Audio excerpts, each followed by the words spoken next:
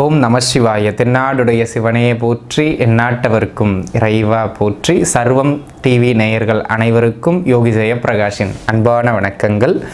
அன்பு நேயர்களே, இந்த பதிவில் நம்ம என்ன பார்க்க இருக்கோம் அப்படின்னு கேட்டிங்கன்னா, நிறைய பேர் கேள்வி மேலே கேள்வியாக கேட்டுக்கிட்டே இருக்கீங்க. என்னங்க சனி பெயர்ச்சி முடிஞ்சு 1 வருஷம் ஆச்சுன்னு சொன்னீங்க, ஆனால் வாக்கியத்தில் இப்போ தான் சனி பெயர்ச்சி வருது, திருநள்ளாறில் இப்போ தான் கொண்டாடுவாங்களாமே சனி பெயர்ச்சி அப்படிங்கிற மாதிரி நிறைய பேர் ஒரு டாக்ஸ் போய்கிட்டு இருக்கு இல்லைங்களா. கிட்டத்தட்ட திருக்கணிதத்துக்கும் வாக்கியத்துக்கும் சில நேரங்களில் மாத கணக்குலையும் வருட கணக்குலையும் அந்த பயிற்சிகளில், குறிப்பாக சனி ராகு கேதுக்களின் பயிற்சிகளில் வித்தியாசம் வர்றது ஒரு உண்மைதான். நீங்கள் எந்த பஞ்சாங்கத்தை பின்பற்றீங்களோ அதை பின்பற்றி நீங்கள் எடுத்துக்கிடுங்க. நம்ம திருக்கணிதத்தை பின்பற்றுறதுனால நம்ம திருக்கணிதத்தை பின்பற்றி தான் பலன் சொல்கிறோம்.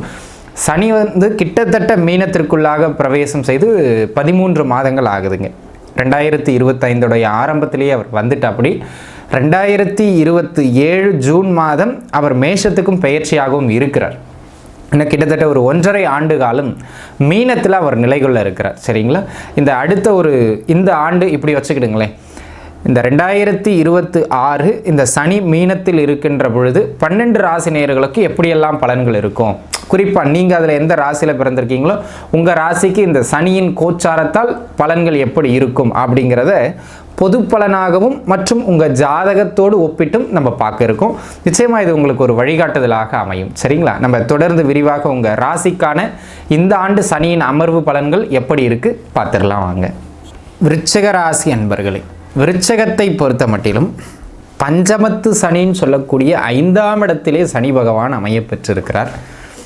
எப்போவுமே 5ஆம் இடத்துல சனி பகவான் அமைவது அப்படிங்கிறது ஒரு ஆகச்சிறந்த நிலைப்பாடு இல்லை. அதாவது திரிகோணங்களில் சனி அமருகின்ற பொழுது அந்த பாவகங்களை பலவீனப்படுத்திடுவார். அது அந்த விதத்தில் ஒரு நன்மையான அமைப்பும் கிடையாது. அதே நேரத்தில் பெரிய கெடுதல்களையும் தராது. ஒரு நியூட்ரலான இடம் அப்படின்னு வச்சுக்கிடுங்க. சரிங்களா. இப்போ பார்த்தீங்க அப்படின்னாங்க அன்பு நண்பர்களே, 5ஆம் இடத்திலே ஓராண்டுகளாக இருக்கின்ற சனி சில விஷயங்களில் உங்களுக்கு மந்த நிலைகளையும் தேக்க நிலைகளையும் கொடுத்து வருகிறார். கிட்டத்தட்ட இன்னொரு 1.5 வருடங்களுக்கு அது நீடிக்கும். இப்போ பார்த்தீங்க அப்படின்னு சொன்னால் உங்களுக்கு அட்டமாதிபதியான புதனின் சாரத்திலையும் மரகாதிபதியான சனியின் சாரத்திலையும் சனி போயிட்டு இருக்கார். உண்மையிலேயே விருச்சிக ராசி நேயர்களுக்கு இது பெரிய நன்மைகளை தராவிட்டாலும் நன்மைகள் நடைபெறுறதுல நிறைய சிக்கல்களை இது தரும். அது எப்படி இருக்குது, எந்த இடங்களில் சில நன்மைகளை தருவார் அப்படிங்கிறது முதல்ல பார்த்துரும். மனக்குழப்பங்கள் அன்பர்களே, விருச்சிக ராசிக்காரங்களே பாதி பேர் எப்போ பாரு கொஞ்சம் நெகட்டிவாகவும் யோசிக்கிற எண்ணம் உண்டு. இப்படி ஆயிருமோ அப்படி ஆயிருமோ சும்மாவே பயப்படுவீங்க. இதில் போதாத குறைக்கு சனி வேறு 5ஆம் இடத்துல இருக்கிறதுனால அப்படி ஒரு குழப்புவார். நம்மளே ஒரு தெளிவாக முடிவெடுத்து இதுதான் விஷயம்னு சொல்லிட்டு போயிட்டே இருப்போம். திடீர்னு ஒருத்தர் உள்ளே வருவார், அண்ணே அது இப்படி ஆயிடுச்சுன்னா அப்படியா அப்படின்னு சொல்லி நம்ம குழம்பிடுவோம். நம்ம இலக்கை சதைச்சி விட்டு போகிறதுக்குனே சிலர் உள்ளே வந்துடுவாங்க. சரிங்களா. அந்த மாதிரியான அமைப்புகள்லாம் இந்த காலகட்டத்தில் ஏற்படும். ஆக விருச்சிக ராசி அன்பர்கள் நன்றாக புரிந்து கொள்ள வேண்டிய முக்கியமான விஷயம் என்ன அப்படின்னு சொல்லி கேட்டிங்கன்னா, இந்த ஆண்டு மனக்குழப்பங்கள் அதிகமாக வரும். அப்போ நான் சொல்கிறது, உங்களுக்குன்னு ஒரு குரு அல்லது உங்களுக்குன்னு ஒரு நலம் விரும்பி இல்லை உங்களுக்குன்னு ஒரு வழிகாட்டி யாரேனும் ஒருவரை கெட்டியாக பிடிச்சிக்கிடுங்க. நீங்கள் ஒரு விஷயத்தை முடிவெடுக்கிறதுக்கு முன்பு அவங்கக்கிட்ட ஒரு ஆலோசனை பண்ணிக்கங்க. அதுக்குன்னு எல்லாருக்கிட்டையும் கேட்டிங்கன்னா நீங்கள் முடிவுக்கே வர முடியாது. இவங்க சொன்னால் கரெக்டாக இருக்கும் அப்படின்னு நீங்கள் ஒரு ஆளை வச்சுங்க, ஃபிக்ஸ் பண்ணிக்கிட்டு அவங்கக்கிட்ட ஒரு ஆலோசனை பெற்று எந்த விஷயத்துலையும் மூவ் ஆகிறது நல்லது. அவசரப்பட்டு நீங்களாக ஒரு விஷயத்தில் குதித்து மாட்டிக்கிறதுக்கு பதிலாக யோசித்து நிதானித்து முடிவெடுங்க. சரிங்களா. அதே போல் எல்லாரும் சொல்கிறதையும் தூக்கி காதில் போட்டுக்கிட்டே இருந்தீங்கன்னா குழப்பங்கள் அதிகரித்து கொண்டே இருக்கும். அந்த விஷயங்கள்லையும் கொஞ்சம் கூடுதலாக கவனம் செலுத்த வேண்டியது மிக அவசியம் அப்படிங்கிறத புரிஞ்சுக்கிடணுங்க. இது ஒரு அமைப்பு. அதனை அடுத்ததாக அன்பு நண்பர்களே, இந்த காலகட்டத்தை பொறுத்த மட்டிலும் வேறு என்ன சிறப்புண்டு அப்படின்னு சொல்லி கேட்டிங்கன்னா, பூர்வீக சொத்துக்கள் கைக்கு வர்றதுக்கான சில வாய்ப்புகள் உண்டு. ஆனால் அது கொஞ்சம் சில பஞ்சாயத்துகள் பிரச்சனைகளுக்கு பிறகாக வரும். ஆனால் பூர்வீக சொத்துக்கள் சம்மந்தமாக இப்போ தான் அப்படியே புகைய ஆரம்பிக்கும் பிரச்சனை, அல்லது அது சம்மந்தமாக இப்போ தான் பங்காளிகள்லாம் பேச்சுவார்த்தையை கொண்டு வருவாங்க. புரியுதுன்னு நினைக்கிறேன். அந்த மாதிரியான ஒரு அமைப்புகளில் இந்த காலகட்டம் உண்டு அன்பர்களே. ஸோ இது ஒரு நல்ல மேன்மை மிகுந்த காலகட்டமாக அப்படின்னு சொல்லி கேட்டிங்கன்னா ஒரு சில நிலைகளில். ஏன்னா இந்த காலகட்டத்தை பொறுத்த மட்டிலும் ஏதேனும் ஒரு விதத்தில் ஏதாவது ஒரு தொந்தரவுகள் டிஸ்டர்பன்ஸ் வந்துக்கிட்டே இருக்கும். நம்ம தான் கொஞ்சம் அதை இழுத்து பிடிச்சி அப்படி கண்ட்ரோலில் கொண்டு வரணும் அப்படிங்கிறத மட்டும் நீங்கள் மைண்டில் வச்சுக்கிடுங்க. சரிங்களா. இது ஒரு அமைப்பு. அதனை அடுத்ததாக அன்பு நண்பர்களே, இந்த காலகட்டத்தில் குழந்தை பாக்கியத்திற்காக மருத்துவம் பார்த்து கொண்டிருந்தவர்கள் குலதெய்வத்தை நல்லா பிரார்த்தனை பண்ணுங்க, மருத்துவம் பாருங்க. குலதெய்வ பிரார்த்தனைக்கு பிறகும் மருத்துவத்திற்கு பிறகும் ஆரோக்கியமும் மேம்பட்டு உங்களுக்கு என்ன பிரச்சனை இருந்ததோ அது குறைஞ்சி குழந்தை பாக்கியம் கிடைக்கும். ஆக குழந்தை பாக்கியம் சம்பந்தமான முயற்சிகளில் வெற்றிகளை எட்டக்கூடியது மாதிரியான ஒரு அமைப்பு இந்த காலகட்டத்தில் உண்டு. அந்த விதத்தில் இது ஒரு சிறப்பு மிகுந்த காலகட்டம் அப்படிங்கிறதுல எந்த மாற்று கருத்துமே இல்லை. அதனை அடுத்ததாக ஏற்கனவே குழந்தைகள் இருக்கிறவங்களுக்கு, அதாவது விருச்சிக ராசிக்காரர்களுடைய பிள்ளைகள் இருக்கவங்க பாருங்க, அவங்களோட சின்ன சின்ன கருத்து வேறுபாடுகள் ஏற்படும், இல்லை அவங்களுடைய உடல் ஆரோக்கியத்தில் சிறு சிறு தொந்தரவுகள் ஏற்பட்டு மறையும். அப்போ விருச்சிக ராசிக்காரர்கள் உங்களுடைய குழந்தைகளுடன் வீண் வாக்குவாதத்தில் ஈடுபடுறது, சும்மா எல்லாத்துக்கும் அவங்கள மட்டம் தட்டுறதெல்லாம் பண்ணிங்கன்னா கருத்து உரசல்கள் ஏற்பட்டு அது உறவுகளில் கொஞ்சம் தொந்தரவு பண்ணும்.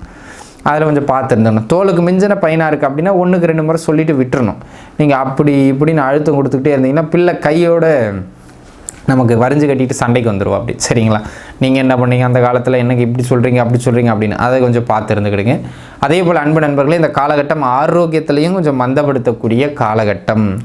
ஆரோக்கியத்திலையும் கொஞ்சம் விட்டு கொடுத்து போகணும். வீண் குழப்பத்தினால குடும்பத்துக்குள்ள கருத்து வேறுபாடுகளை கொண்டு வருவீர்கள்.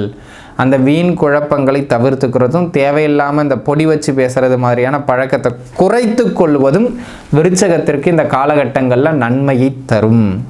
அதே போல் ஆரோக்கிய ரீதியாக ஏதாவது ஒரு தொந்தரவுகள் அதை பார்த்து இருந்துக்கிடணும்.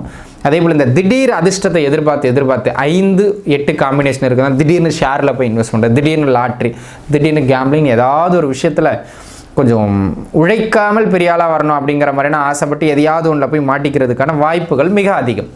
அப்போ என்ன பண்ணணும் அன்பர்கள், இந்த காலகட்டங்களில் கொஞ்சம் பார்த்து நிதானித்து வேலை பார்க்க வேண்டியது அவசியம் அப்படிங்கிறத புரிஞ்சுக்கிடுங்க. சரிங்களா? அந்த விதத்தில் அன்பு நண்பர்களே, இந்த காலகட்டம் சொல்லிக்கொள்ளுகிற அளவுக்கு சிறப்பான காலகட்டம் இல்லை. சரி, இப்போ உங்கள் ஜாதகத்தை எடுங்க. உங்கள் சுய ஜாதகத்துப்படியாவது ஏதாவது இந்த சனி நன்மைகளை செய்கிறதுக்கான வாய்ப்புண்டா அப்படின்னு சொல்லி கேட்டிங்கன்னா உங்கள் ஜாதகத்தை எடுங்க.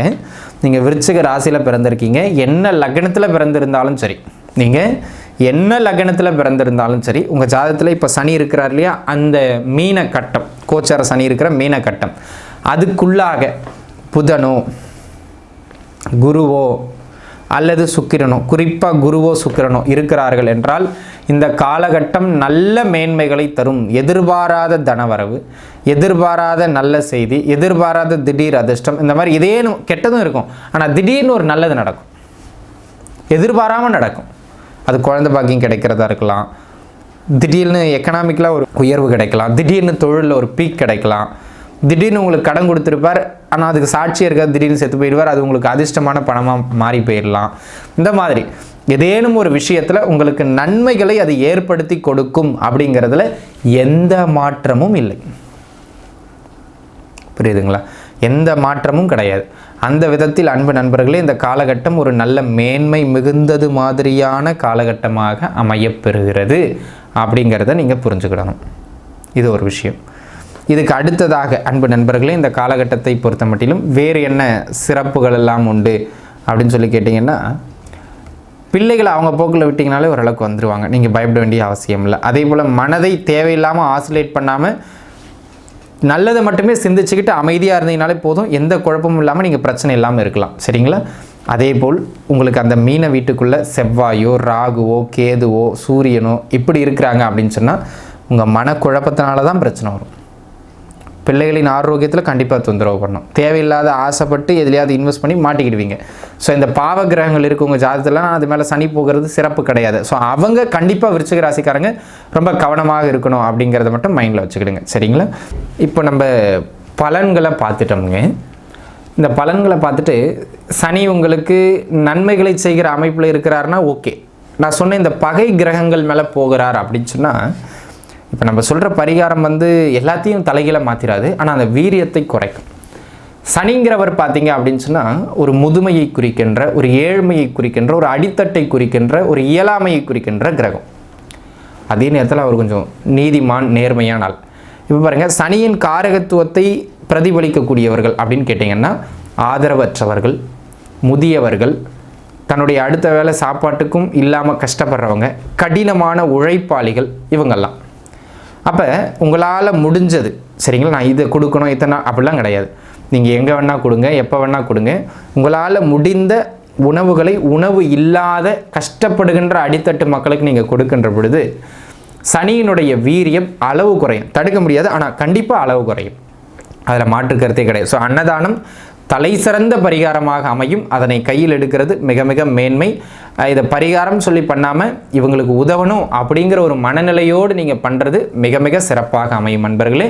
இது உங்களுடைய தீமைகளை கண்டிப்பாக குறைக்கும். சரிங்களா? பார்த்து கொள்ளுங்கள். அனைவரும் நன்றாக இருப்பீர்கள். வாழ்க வளமுடன். நன்றி.